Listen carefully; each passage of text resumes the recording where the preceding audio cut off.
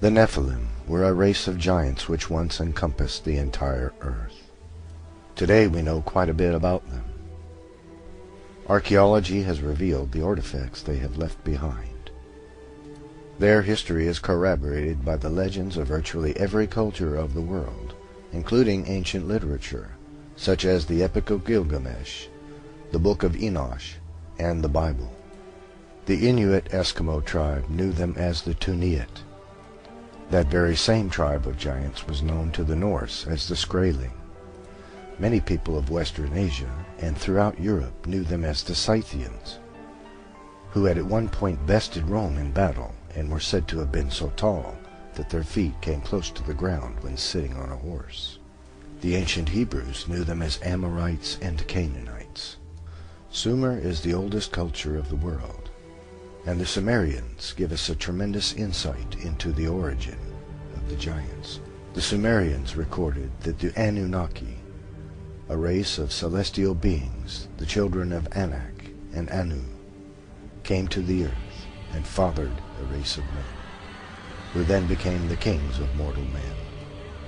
But the Book of Enosh gives us even greater insight to the origin of these giants.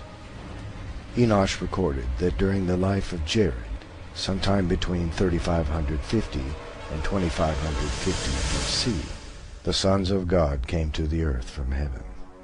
Since we know Satan is the father of all lies, it is likely that Satan himself influenced them to do the deeds they did. He had puffed them up and built their pride, and for this crime of pride against the Lord, they were cast out of the heavenly realm. Angered for being cast out of their heavenly home, and jealous of the beautiful new creation of God, they consorted to do ungodly things, and swore an oath to each other that each would be equally culpable for the sinful things they were about to do. Their point of entry into the world was Mount Hermon, Israel, upon which they landed. Just as humans have special gifts and abilities and each is unique, so too the angels were unique, and each used their own special gifts for defiling mankind. So each taught mankind the arts which they themselves loved most. They took wives of human women whom they called beautiful, and fathered the race of giants we know as the Nephilim. Azazel was a lover of metals, and taught men to make swords and knives and shields and breastplates, and made them known to the metals of the earth, and the art of working them, and bracelets and ornaments, and the use of antimony, and the beautying of the eyelids, and all manner of costly stones, and the coloring of tinctures. Semyaza taught the art of enchantments and root cuttings, and all manner of sexual seduction.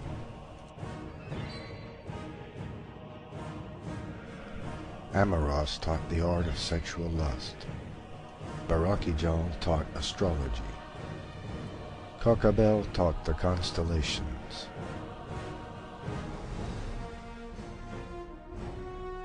Ezekiel taught the knowledge of the clouds. Arachiel taught the signs of the earth. Shamsiel taught the signs of the sun. And Sariel taught the course of the moon.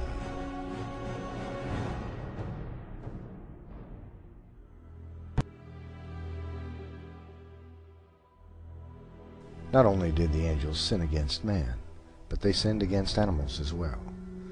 It is believed this means that they genetically engineered new kinds of creatures by mixing the genes of different kinds to create the mythological creatures of old.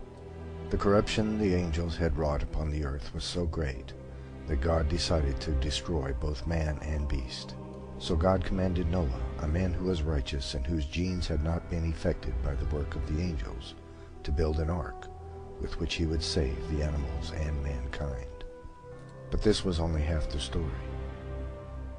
The angels came and did their dirty deeds again, and created a second race of giants that filled the earth.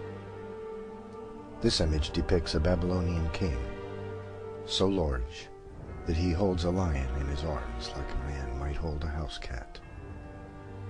He also has 6 fingers and toes, which was common to some of the tribes of giants born after the flood, and is the result of a duplicate gene, an error, if you will, in the genetic tinkering of the Nephilim.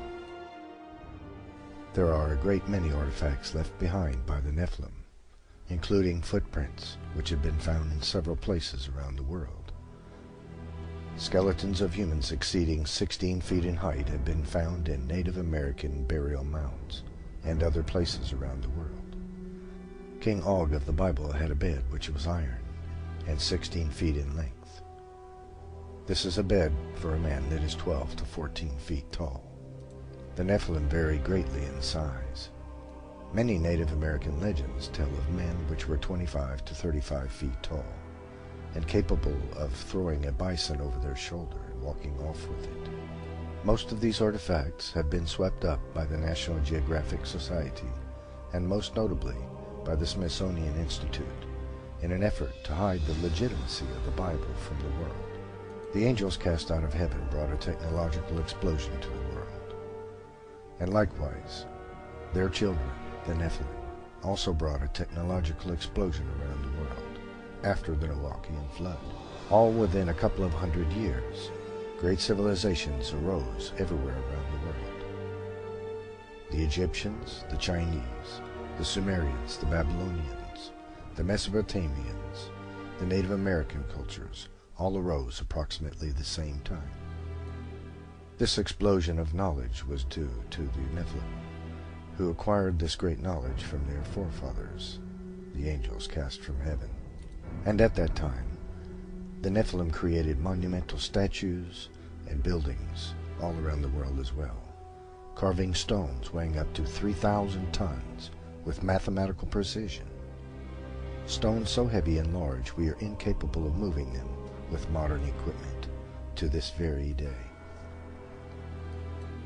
Many like to believe that the giant statuary all around the world and all of the cultures of the world is merely an exaggeration of the kingship. This is false, however. They are actual depictions of the true sizes of men. Native American statues, for example, often depict the angels which were cast from heaven. The same is true in Babylonia, Sumeria, Egypt, and other cultures. This modern example of a Native American totem pole depicts an angel cast from heaven, fathering a Nephilim child. This chart shows us the great size of ancient giants.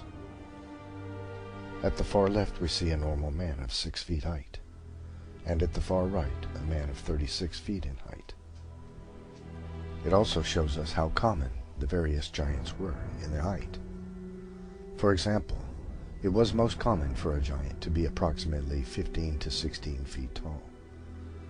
The next most common was approximately 8.5 feet, and so on to 36 feet. There is becoming a general consensus amongst historians that the most common tribe of giants in the world were the Kurgan. This statue in Russia depicts a Kurgan warrior approximately 25 feet tall. The Kurgan were the largest tribe of giants in the world. They originated in southern Russia and encompassed the entire world. The Kurgan had been genetically traced around the world with haplogroup X1 and haplogroup X2 genes. During World War II, the Nazis attempted to recreate the Kurgan by genetic engineering. There were giants in the earth in those days and after that, as these Danish axe heads clearly demonstrate, for it would take a man at least 15 to 20 feet tall to swing an axe with a head that weighs between 150 and 200 pounds.